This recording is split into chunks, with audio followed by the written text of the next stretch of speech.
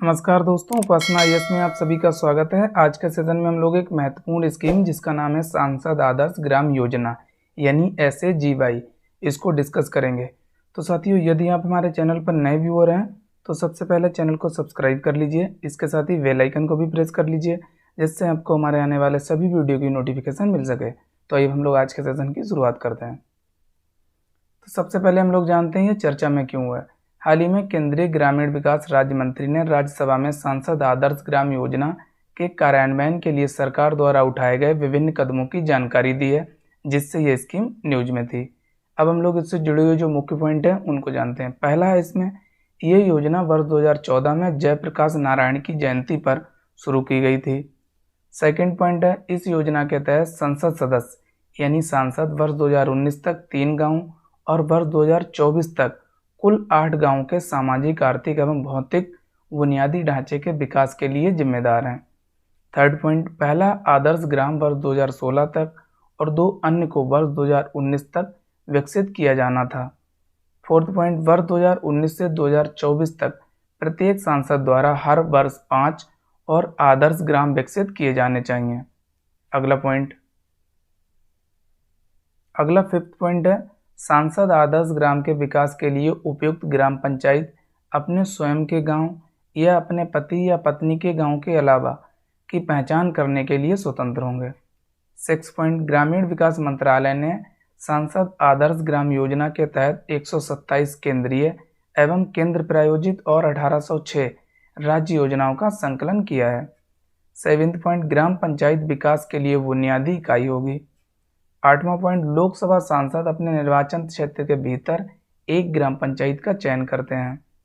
9वां point, Rajya Sabha सांसद अपने राज्य में किसी विशिष्ट जिले के ग्रामीण क्षेत्र से एक ग्राम पंचायत का चयन करते हैं।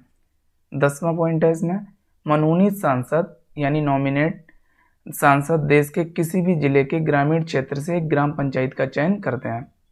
अगला 11 पॉइंट है इसमें, इसके अपेक्षित परिणामों में शामिल है, पहला, आजीविका या रोजगार के अवसरों में वृद्धि।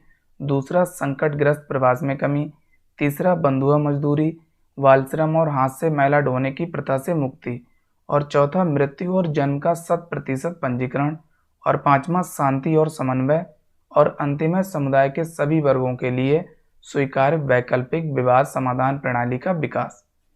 12वां पॉइंट है, सांसद समुदाय के साथ जुड़ते हैं, ग्राम विकास योजना को सुगम बनाते हैं और आवश्यक संसाधन जुटाते हैं, विशेष रूप से कारपोरेट सामाजिक उत्तरदायित्व के माध्यम से। 13वां पॉइंट जो अंतिम पॉइंट है, तमाम सांसद संसद सदस्य स्थानीय क्षेत्र विकास योजना यानी एमपीएलएड स्कीम की निधि का उपयोग कर अवसंरचना अंतराल को कम करने में महत्वपूर्ण भूमिका निभाते हैं। अब हम लोग इससे जुड़ा हुआ जो सवाल है उसको देखते हैं।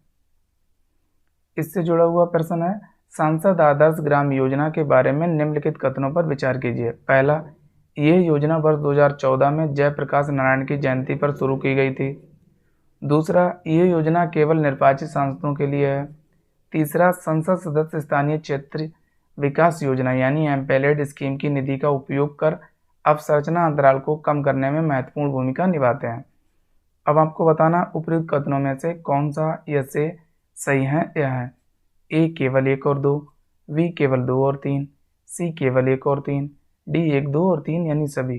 तो इसका सही जवाब है सी ऑप्शन यानी केवल 1 और 3, जबकि सेकंड वाला गलत है, ये आपको याद रखना है। आपको पता है ये योजना लोकसभा सांसद, राज्यसभा सांसद और मनोनीत सांसद तीनों के लिए, ना कि केवल निर्वाचित सांसदों के लिए, तो आपको याद रखना है। तो साथियों, आज के सेशन में इतना ही, हम लोग नेक्स्ट सेशन में मिलेंगे, तब तक के लिए गुड बाय।